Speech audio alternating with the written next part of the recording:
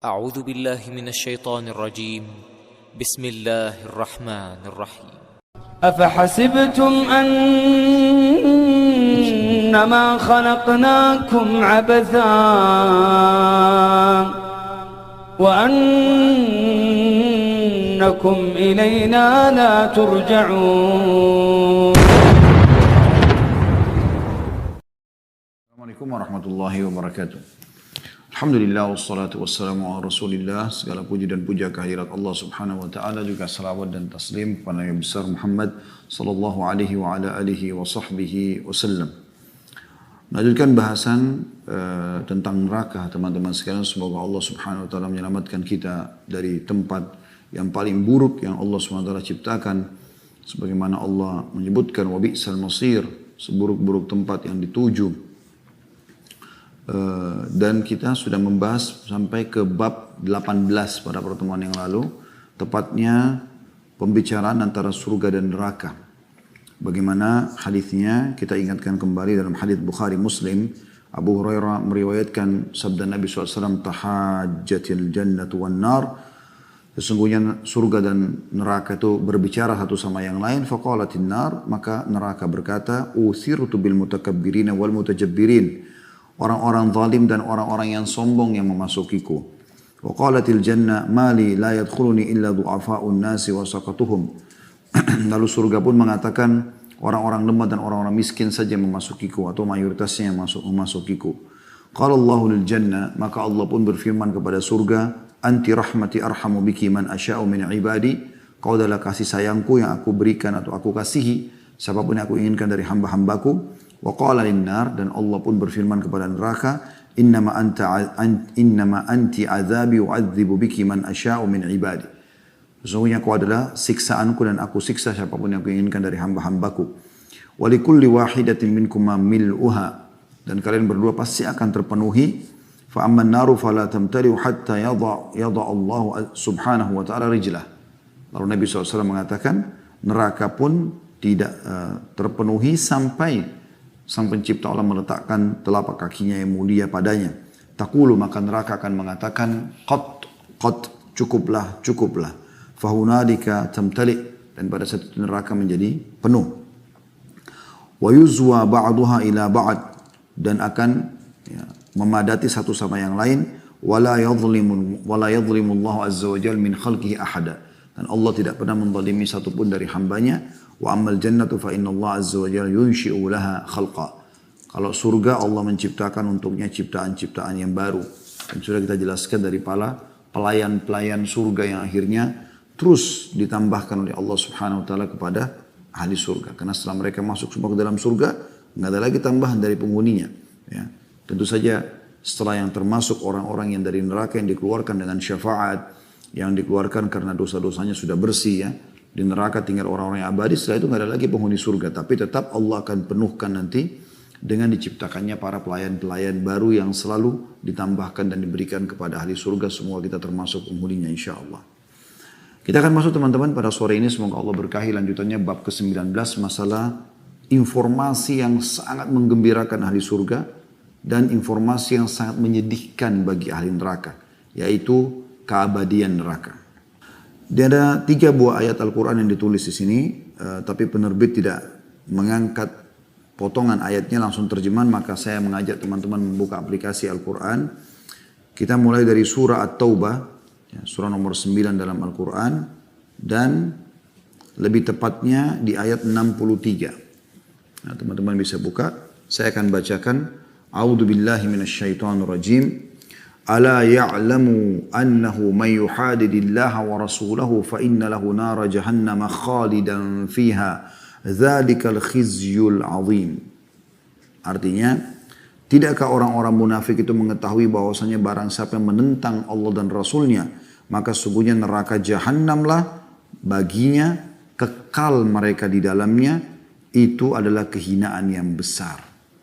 Itu adalah kehinaan yang besar. Saksi bahasan kita ada potongan firman Allah SWT, khalidan fiha, kekal di dalamnya. Dan ayat ini juga menjelaskan kepada kita tentang kekekalan orang-orang munafik selain orang kafir dan musyrik. Ya. di dalam api neraka. Wa na'udzubillah. Oleh karena itu teman-teman hati-hati sekali dari kelompok ini. Dan Nabi SAW sudah menyebutkan ya, ciri-ciri mereka. Ya, kata Nabi SAW ada 4 hal kalau ada pada seseorang pastikan dia munafik tulen. Kalau dia berbicara dia berdusta maka orang beriman tidak akan dusta walaupun pahit. Ya, yang lalu semoga Allah maafkan, sekarang ke depannya ubah semuanya. Jujur, katakan kebaikan, kebenaran walaupun pahit.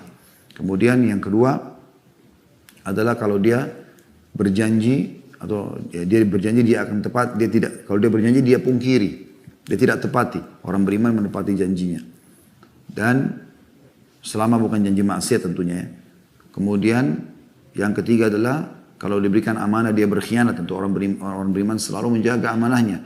Dan yang terakhir yang keempat adalah kalau dia bertengkar atau sedang ada masalah dengan seseorang dia berlaku curang. Orang munafik selalu jujur. Dia salah dia mengatakan salah, dia terima konsekuensinya. Kalau dia benar maka dia membela dirinya. Seperti itu kurang lebih. Nah ini kekekalan mereka dalam api neraka. Kemudian teman-teman sekalian yang kedua adalah surah An-Nahl. Surah nomor 16 dalam Al-Quran.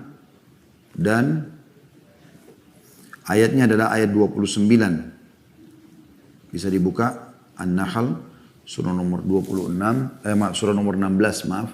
Tentang lebah ya. Ayat 29. Bunyinya a'udzubillahi minasyaitonirrajim. Fadkhulu abwaba jahannam khalidina fiha falabi'sa mathwal mutakabbirin. Yang artinya masukilah pintu-pintu neraka itu.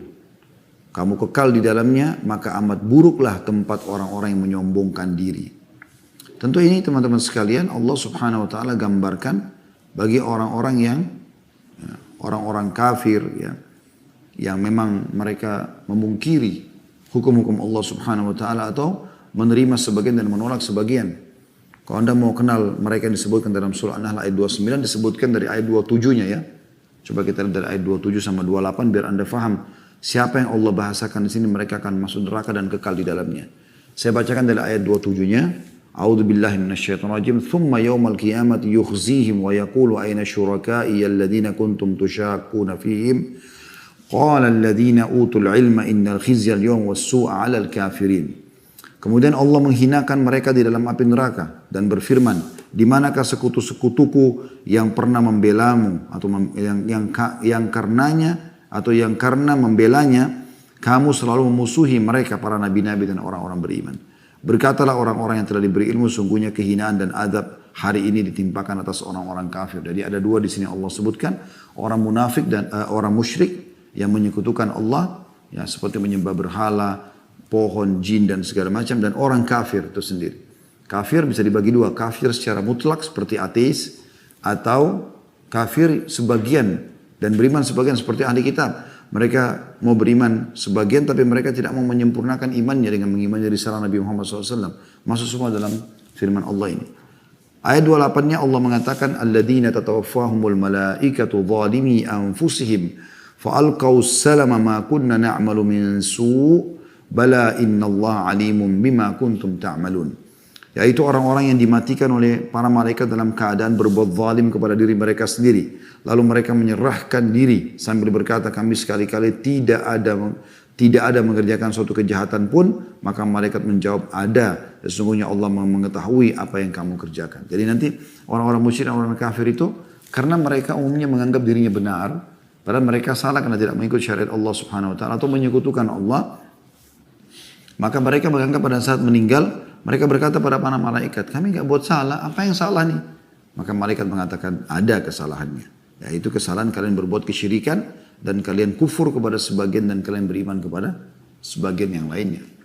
Nah, kemudian baru Allah bilang di ayat 29, Fadkhulu abwaba jahannam. Sekarang kalian masuk ke dalam pintu-pintu neraka itu, lalu Allah bilang, khalidina fiha, kekal di dalamnya. Falabi'sa mathwal mutakabbirin. Maka, itu adalah amat buruklah tempat bagi orang-orang yang menyombongkan diri. Saksi bahasan kita ada potongan di ayat 29 khalidina fiha. Dan ini tentu penyesalan yang luar biasa teman-teman sekalian karena orang masuk ke penjara seperti dikatakan seumur hidup. Ya. Tapi seumur hidup ini di dunia itu pun sudah sangat berat bagi seorang kalau dia dihukum seumur hidup. Itu pun dia masih ada sedikit atau masih ada pintu dia bisa memperbaiki dengan dia taubat misalnya lalu kemudian dia mati di akhirat dia selamat. Tapi di neraka nggak ada lagi. Tidak ada kesempatan memperbaikinya. Kalau Anda masih ingat kemarin kita sempat bahas ya, bagaimana ada jeritan dan tangisan ya, ahli neraka yang mereka memanggil Tuhan, mereka memanggil malaikat penjaga neraka dan tidak dijawab selama 40 tahun. Lalu malaikat mengatakan jangan bicara, kalian tetap akan disiksa. Lalu mereka memanggil Allah dan Allah tidak menjawab, mereka seumur dunia. Ya. Allahu a'lam berapa miliar tahun.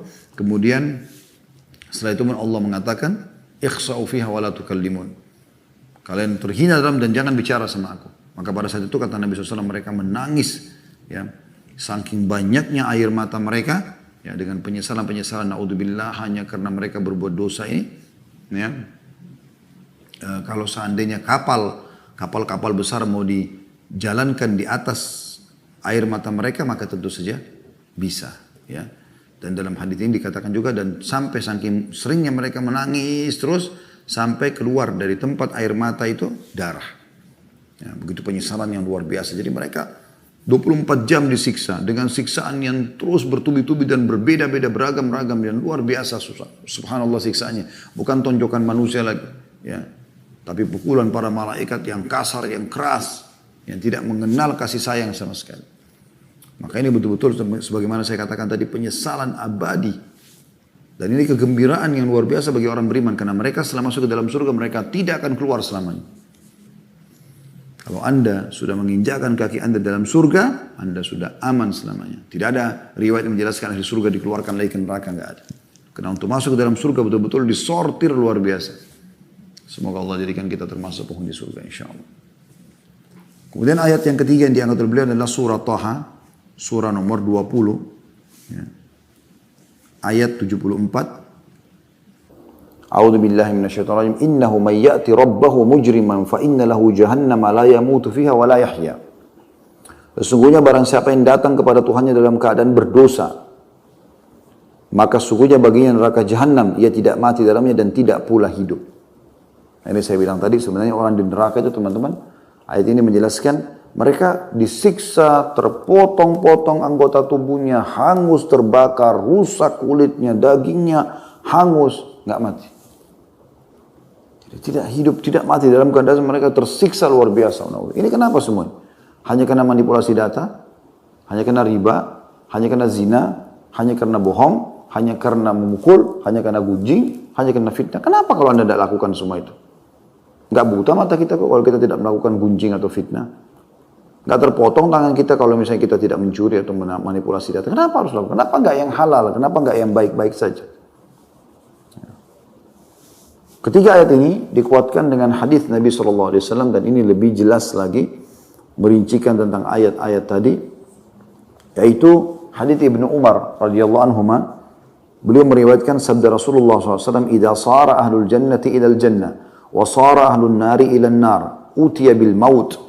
Hatta yuj'ala bainal jannati wan nar. Thumma yunadi munadin ya ahlal jannah. La mauta wa ya ahlal nari la mauta. Fayazdadu ahlul jannati farahan ila farahihim wa yazdadu ahlul nari huznan ila huznihim. Hadis ini sahih riwayat Muslim jadi 17 halaman 186. Renungi teman-teman hadis ini. Saya baca terjemahannya. Kata Nabi Muhammad SAW, manusia terbaik, manusia yang paling terpercaya di muka bumi ini, pemimpin anak Adam, utusan Allah untuk kita semua. Dan ini sudah 1400 tahun yang lalu hadis ini disebutkan. Dan terus akan dibacakan oleh orang-orang beriman kepada orang-orang beriman yang lainnya sampai hari kiamat nanti. Kata Nabi SAW, dan ini bocoran tentu untuk hari kiamat nanti. Kita sudah dapat bocorannya luar biasa. Renungi, ketika ahli surga telah masuk ke dalam surga dan ahli neraka telah masuk ke neraka, semua sudah dihuni. Maka kematian didatangkan hingga diletakkan di antara surga dan neraka. Kemudian disembelih, dimusnahkan kematian itu sendiri. Kemudian penyeru malaikat yang menyembelih, ya.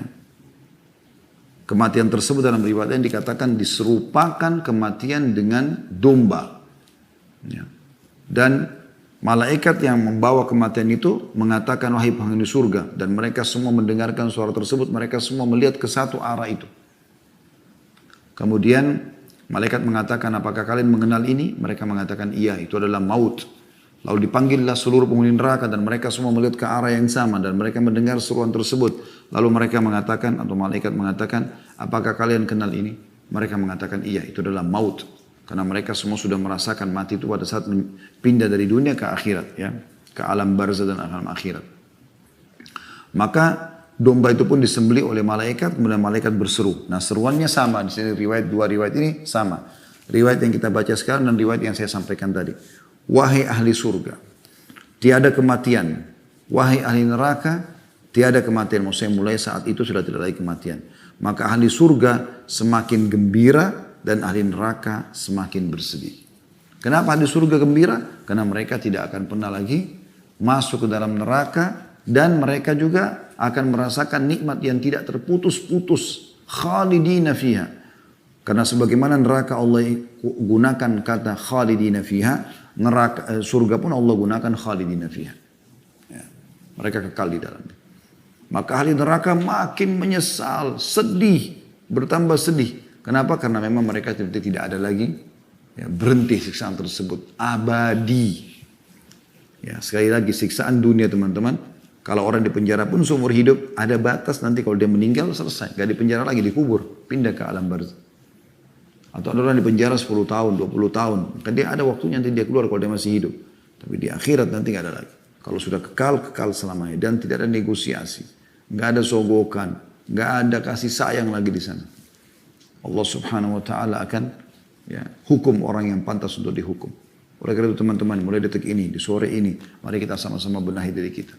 Kalau ini mumpung Allah kasih satu hari lagi, alhamdulillah, mudah-mudahan Allah kasih kita umur lebih banyak lagi dari ini.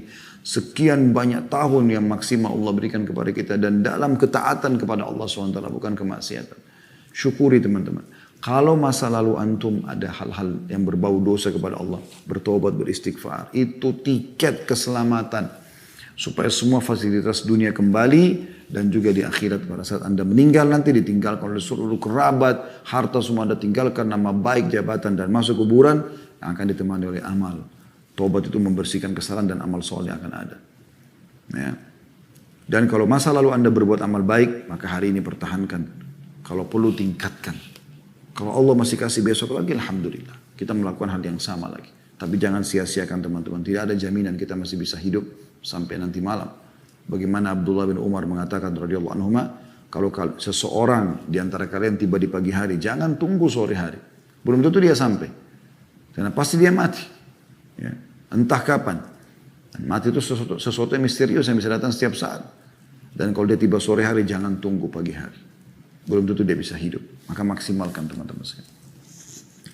Bab ke-20 selanjutnya adalah masalah gambaran tentang sirat. Jembatan yang dibentangkan di atas neraka. Kalau teman-teman masih ingat beberapa bahasan yang lalu, di beberapa bab yang lalu saya sempat singgung, nanti kalau kita sudah lolos dari timbangan amal, ahli neraka sudah dimasukkan ke neraka, tinggal ahli surga saja yang memang akan masuk ke surga. Tetap akan ada sirat dibentangkan di atas neraka. Kemudian di situ akan dilewati oleh orang beriman yang masuk ke dalam surga. Dan ada juga orang-orang beriman yang akan terkoyak. Ada juga orang beriman yang memang dasarnya harus masuk dulu ke dalam neraka. Karena dosanya lebih banyak. Kalau orang kafir, orang musyrik, sudah dari awal dilemparin ke neraka. Dan kita tidak bisa masuk ke surga kecuali lewatin sirat itu. Harus lewatin jembatan itu. Supaya ahli surga melihat neraka itu. Bagaimana dahsyatnya neraka itu.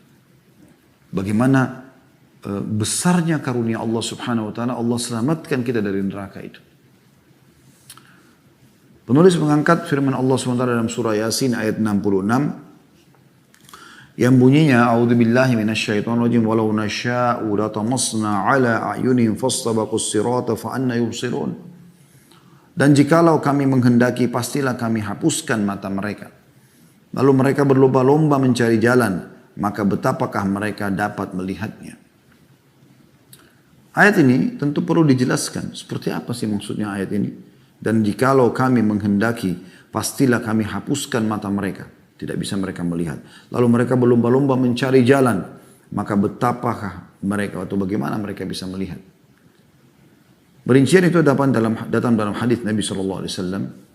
Dan hadis ini hadis yang cukup panjang dan hadis yang sahih Diriwayatkan oleh Muslim di jilid 3 halaman 70.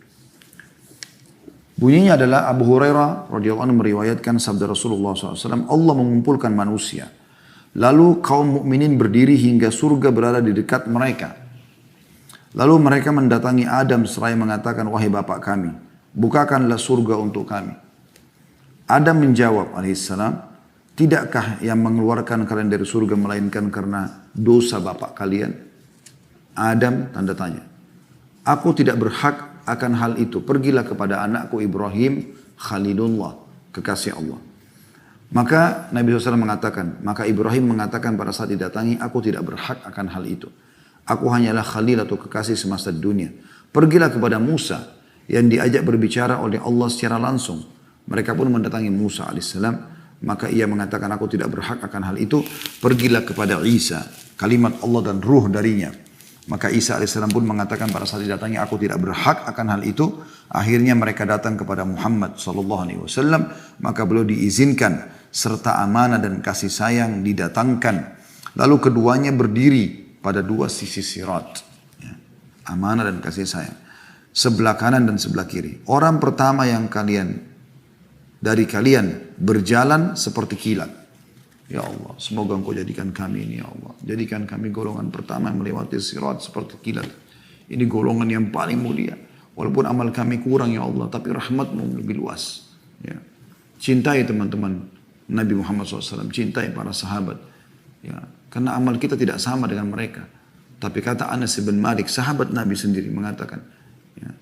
Anas bin Malik atau Jabir bin Abdullah, salah satunya dari kedua ini saya lupa namanya. Tapi salah satu mengatakan, tidak ada hadis yang paling menggembirakan hati kami dibandingkan hadis Nabi SAW. Al-mar'u ma'aman ahabba. Seseorang akan bersama dengan orang yang dia cintai nanti di hari kiamat. Derajat di surga, masuk ke dalam surga. Karena aku mencintai Nabi SAW dan aku mencintai Abu Bakar dan Umar walaupun amalku belum menyampai atau belum sama dengan amal mereka. Itu sahabat Nabi berkata tentang sahabat Nabi yang lain dan tentang Nabi SAW. Bagaimana dengan kita? Lebih layak kita mengatakan kalimat itu teman-teman. Kalau mereka lolos melewati sirat secepat kilat, sangat cepat dan sudah sampai langsung di tempat yang aman, bukan mustahil kita bersama mereka walaupun amal kita kurang. Merengek, tinggal modalnya menangis, mohon kepada Allah SWT, merengek. Tinggalkan semua dosa-dosa dan pelanggaran. Abu Hurairah mengatakan, lanjutannya, aku mengatakan ayah dan ibuku sebagai tebusan. Ini biasa orang Arab kalau mau bersumpah begitu. Maksudnya, ayah dan ibuku ini sebagai tebusannya seakan-akan ayah dan anda lebih mulia ya Rasulullah daripada ayah dan ibuku. Tolong sampaikan bagaimana seperti jalannya kilat itu. Abu Hurairah sebenarnya faham, tapi beliau ingin pastikan apakah seperti kilat yang biasa kita lihat cepat sekali begitu langsung hilang lagi. Ya. Maka Nabi SAW menjawab, apakah kalian tidak melihat kilat? Bagaimana ia datang dan pergi dalam sekejap mata? Tiba-tiba. Ya. Seperti itu. Ya Allah, jadikan kami termasuk ini insya Allah. Dan semua yang mengikuti acara kami ini, baik siaran ulang ataupun langsung. Allahumma amin. Kemudian yang kedua kata Nabi SAW, seperti burung yang terbang. Secepat-cepatnya burung tetap ada, tidak secepat kilat tentunya. Ini golongan yang kedua. Lalu kemudian yang ketiga, laki-laki yang berjalan cepat atau berlari. Amal-amal mereka lah yang menjalankan mereka. Jadi makin banyak amal yang dia kerjakan dari kebaikan, makin sering dia taubat kepada Allah, maka makin kencang dia bisa melewati sirat tersebut. Sedangkan Nabi kalian, maksudnya Nabi SAW menggambarkan diri beliau, berdiri di atas sirat. Seraya berucap, berdoa, wahai Rabb, selamatkanlah, selamatkanlah. Bagaimana cintanya beliau SAW terhadap kita umatnya. Hingga amal-amal hamba menjadi lemah. Ya. Ada sebagian orang amalnya lemah. Dia pertama mulai jalan di atas sirat aman, tapi pertengahan melemah amalnya. Dia juga jadi lamban, dia nggak bisa. Nah, mau dipaksa pun tidak bisa dia lari, tidak bisa dia jalan. Hingga seseorang datang tapi tidak kuasa berjalan kecuali dengan merangkak. Karena lemahnya amalnya. Di kedua sisi sirat terdapat besi-besi runcing, kata Nabi SAW. Yang tergantung serta diperintahkan supaya merengut siapa yang diperintahkan kepadanya. Di besi-besi runcing ini menyambar orang yang memang harus disambar. Sehingga melukainya atau menjatuhkannya ke dalam neraka. Ada yang terkoyak tapi selamat. Ya, artinya dia dengan itu sudah dibersihkan dosanya, tidak perlu masuk neraka, tapi terkoyak, kena besi itu. Dia rasakan sakitnya. Gitu kan. Dan ada yang terjatuh dalam neraka. Yang terjatuh ini adalah orang-orang yang amal dosanya lebih berat daripada amal solehnya di timbangan amal. Dia masuk neraka dulu. Walaupun ini ada hubungannya dengan hadis syafaat ya. Yang pernah kita jelaskan dalam beberapa bab yang lalu. Nanti akan dikeluarkan dari neraka. Orang-orang yang dalam hatinya seperti biji sawi dari keimanan ya. La ilaha illallah. Ada dikatakan dalam riwayat seperti dinar atau setengah dinar atau seperti biji sawi. Ya, ini semua akan dikeluarkan dari api neraka. Tapi dia masuk neraka dulu. Maka kita jangan jadi orang seperti ini. Kita dari awal masuk surga harusnya. Demi zat yang jiwa Abu Hurairah dalam genggamannya, maksudnya Abu Hurairah di sini bersumpah atas nama Allah, sesungguhnya dasar neraka jahanam itu sedalam 70 musim. Ya, maksudnya Abu Hurairah telah mendengarkan dari Nabi SAW, Nabi menyampaikan kalau neraka dalamnya 70 tahun. Jadi bukan tempat siksa yang biasa teman-teman. Jangan selalu anggap remeh. Minum khamr, nggak apa-apa. Nggak apa-apa. Tiap malam zina, nggak apa-apa. Nggak apa-apa, masih muda. Nggak, selalu nggak apa-apa. Terlalu bodoh dengan nggak apa-apanya baru siap dibakar di neraka. Ini kebodohan. Kenapa harus dibakar di neraka? Kenapa nggak nikah? Kenapa nggak tidur dengan pasangannya yang halal? Kenapa nggak minum susu, madu yang sehat? Kenapa harus buat pelanggaran gitu kan? Kalaupun buat dosa, segera taubat. Kembali kepada Allah SWT. Karena terlalu sayang gitu loh dosa-dosa kita ini yang sebenarnya bisa kita tinggalkan menjadi penyebab kita kekal dalam api neraka. Ataupun kita disiksa kalaupun kita orang beriman tapi membersihkan dosa-dosa dulu. Kemudian hadis yang kedua yang beliau angkat adalah hadis Tabarani dengan sanad hasan. Dan juga Al-Mundhiri disebutkan dalam kitab Targhibnya di jilid 6 halaman 211. Dan hadis ini memiliki pendukung dari Sahih Bukhari, Muslim ya, dan yang lainnya. Ibnu Mas'ud berkata radhiyallahu anhu, sirat atau jalan yang di atas neraka itu dipasang di atas neraka jahanam. Sirat dipasang di atas neraka jahanam. Seperti ketajaman pedang keras. Licin lagi menggelincirkan. Jadi sudah tajam, bukan jalan yang Anda bayangkan lebar, tipis seperti pedang. Ya, dan tajam. Serta licin dan menggelincirkan. Di atasnya terdapat besi-besi runcing dari neraka yang menyambar. Ada yang berpegangan lalu jatuh di dalamnya. Dan ada yang terpelanting. Di antara mereka ada yang berjalan seperti kilat dan tidak lama kemudian ia selamat. Ada yang seperti kuda yang berlari. Kemudian seperti orang yang berlari. Kemudian seperti pria yang berjalan. Kemudian yang terakhir adalah mereka orang yang telah diberi isyarat oleh neraka. Ya, atau disentuh oleh api neraka. Dan bertemu keburukan di dalamnya hingga Allah memasukkannya ke dalam surga dengan karunia-Nya. Artinya ada orang yang masuk neraka dulu nanti baru dikeluarkan gitu kan. Tapi ini bagian-bagiannya ada orang yang seperti kilat. Nah, semoga kita termasuk ini. Ada yang kedua seperti tadi dalam riwayat pertama burung, ada di sini katakan seperti kuda yang berlari. Kemudian ada orang yang seperti manusia berlari, ada yang seperti manusia berjalan. Kemudian ada juga orang yang tadi sudah kita sebutkan, dia saking lemahnya amalnya, dia merangkak. Dan akhirnya dia terkoyak dengan besi-besi tajam yang ada. Ya, Allah khususkan datang menyambar orang-orang yang memang harus kena. Dan subhanallah ini semua sudah diatur oleh Allah SWT. Tidak akan kena orang-orang beriman. Yang memang dasarnya harus lolos ke surga insya Allah. Kemudian kita masuk ke bab ke-21. Yaitu sifat-sifat ahli neraka. Jadi ada beberapa, tentu banyak, hampir semua dosa, terutama dosa besar kalau tidak tobat.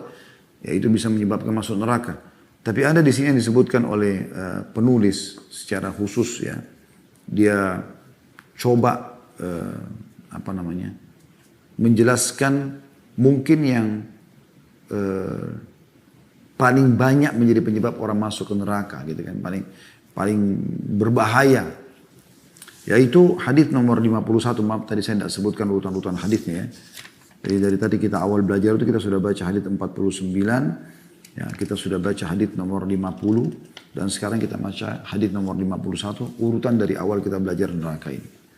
Yaitu bunyinya dari Abu Hurairah radhiyallahu anhu beliau meriwayatkan, Rasulullah SAW bersabda, Sinfani min ahli nar, lam arahuma, qawmun ma'ahum siyatun ka'adnabil baqari, yadribuna bihan nas, ونساء كاسيات عاريات مميلات مائلات رؤوسهن كأسنمة البخت المائلة لا يدخلن الجنة ولا يجدن ريحها وإن ريحها لتوجد من مسيرة كذا وكذا. Artinya ada dua sifat ahli neraka yang belum pernah aku lihat.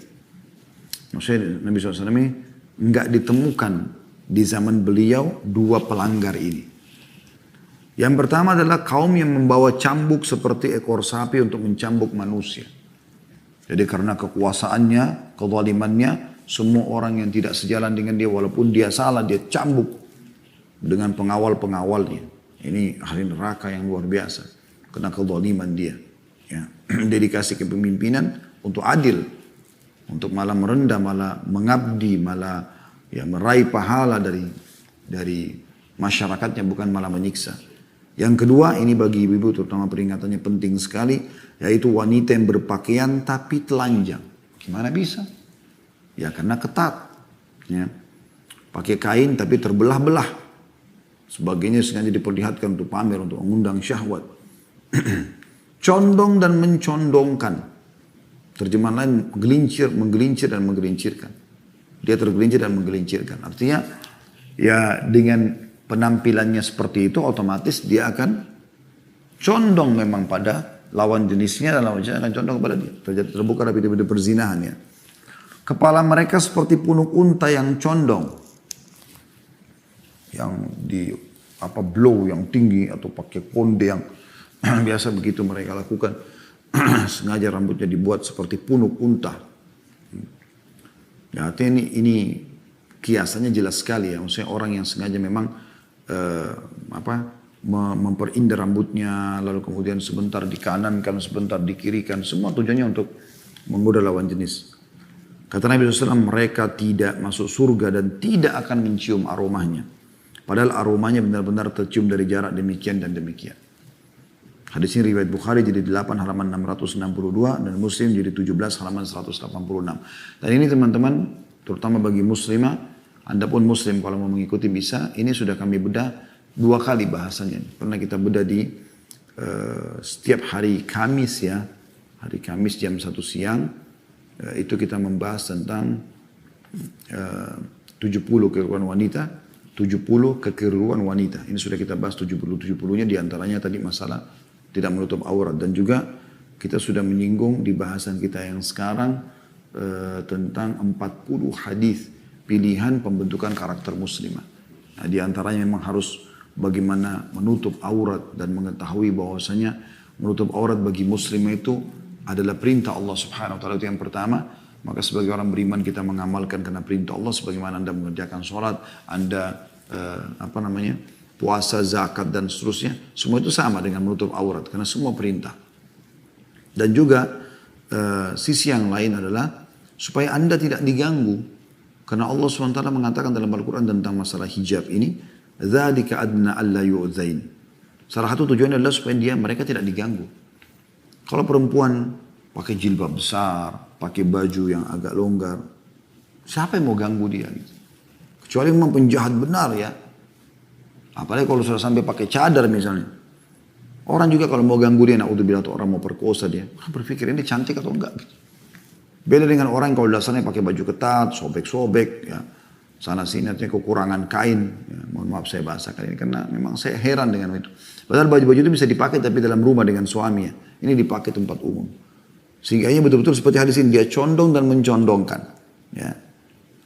Dan dia tidak akan mencium bau surga. Ini godaannya banyak. Orang lihat pahanya tergoda, betisnya tergoda, bokongnya tergoda, perutnya tergoda, dada yang tergoda, semua tergoda. Sementara perempuan itu besar sekali fitnahnya.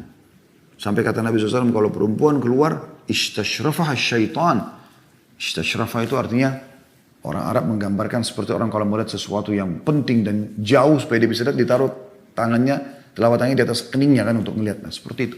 Syaitan kalau perempuan keluar digituin sama syaitan. Dilihat, ini target nih. Bagaimana dia kalau rusak semua masyarakat ini. Subhanallah, kalau perempuan mau berzina teman-teman sekalian, jarang sekali batal. Tapi kalau laki-laki yang mau zina perempuan nolak, kecil sekali kemudian terjadi. Kecuali terjadi pemerkosaan. Makanya perempuan kuncinya di situ. Kemudian hadis yang lain diangkat oleh beliau adalah hadis. Tadi itu hadis riwayat Muslim ya. Jilid 17 halaman 190. Yang tadi saya salah menyebutkan Bukhari. Bukhari di hadis setelahnya. Yaitu hadis nomor 52. Harith bin Wahab radhiyallahu anhu pernah mendengar Nabi SAW bersabda, maukah aku kabarkan kepada kalian tentang ahli surga? Maka mereka para sahabat mengatakan, tentu ya Rasulullah. Seakan-akan Nabi bilang, mau nggak kalian mau nggak menjadi penghuni surga? Dan ini ciri-cirinya mereka. Maka beliau pun mengatakan, setiap orang yang lemah lagi dilemahkan, yang seandainya ia bersumpah di hadapan Allah, niscaya dia mendengarkan sumpahnya. Ya. Artinya orang yang kadang-kadang dianggap remeh, karena miskin, fisiknya mungkin atau paras wajahnya dianggap kurang. Tapi dia ahli ibadah. Azan selalu ke masjid, selalu baca Quran. Nggak dikenal oleh orang-orang. Itu ahli surga. Ya. Bagaimana dia termasuk ahli surga. Jangan dianggap remeh. Kalau ada orang Masya Allah sudah tampan, sudah cantik, kemudian suka baca Quran, suka zikir, suka ibadah, itu luar biasa. Mendapatkan keutamaan yang luar biasa. Gitu kan. Tapi Nabi SAW kasih gambaran. Jangan pernah anggap remeh orang hanya karena penampilannya. Ya, karena bisa saja dia, kata Nabi SAW, dia bersumpah atas Allah mengatakan, ya Allah hukum orang itu kita bisa dihukum. Ya, maka hati-hati, jangan pernah anggap remeh orang. Bisa saja anda anggap remeh dia, begitu anda jarang dia doakan keburukan, mobil anda bisa tabrakan. Karena dekatnya dengan Allah SWT. Kemudian kata Nabi SAW, maukah aku kabarkan kepada kalian tentang ahli neraka? Maka mereka menjawab, tentu. Ya, para sahabat menjawab, radhiyallahu alaihim, tentu. Maka kata Nabi SAW, setiap orang yang bengis, kasar, lagi sombong. Ya. Bengis ini biasanya respon dia kepada orang. Diikuti dengan lototan mata, ayunan pukulan tangan, kaki, ya, dan sangat kejam. Bahasakan bengis begitu. Dia sampai membunuh orang pun dia tidak peduli. Darahnya orang tidak ada dia di depan mata dia. Bengis. Ini tidak disukai dalam Islam. Kita jihad saja teman-teman sekalian. Jihad saja, nggak boleh kita rusak fisik orang. Maksudnya tidak boleh kita bengisin dalam arti kata mutilasi misalnya setelah dia mati, nggak ada. Kita tangkis, kita serang, tusuk, dia mati, selesai. Udah itu, begitu saja. Orang menyerah pun kita tawan. Tawanan pun mau ditebus atau orang menawarkan perdamaian pun kita terima. Begitu dalam Islam. Sampai kata Nabi SAW waktu para sahabat masuk di Khaybar, mereka lihat benteng Khaybar. Mereka tahu Nabi SAW sebelum meninggalkan Madinah sudah mengatakan Allah sudah menjanjikan kita akan menang di Khaybar. Dan mereka tahu Khaybar wilayah yang sangat kaya. Dan banyak orang-orang Yahudinya. Berarti mereka akan menang. Dengan 1.400 orang melawan 10.000 pasukan orang-orang Yahudi. Nabi SAW sudah katakan wahyu turun kita menang nih. Dan semua wilayah mereka akan jadi ghanimah. Hantaran rampasan perang. Sampai orang-orang munafik pun tergoda untuk ikut pada saat itu. Karena mereka tahu janji Nabi benar. Maka pada saat tiba, sahabat bertakbir. Allahu Akbar, Allahu Akbar. Kata Nabi SAW, kecilkan suara kalian. Karena kalian sedang seru Allah SWT tidak tuli. Allahu Akbar, Allahu Akbar. Usah teriak-teriak.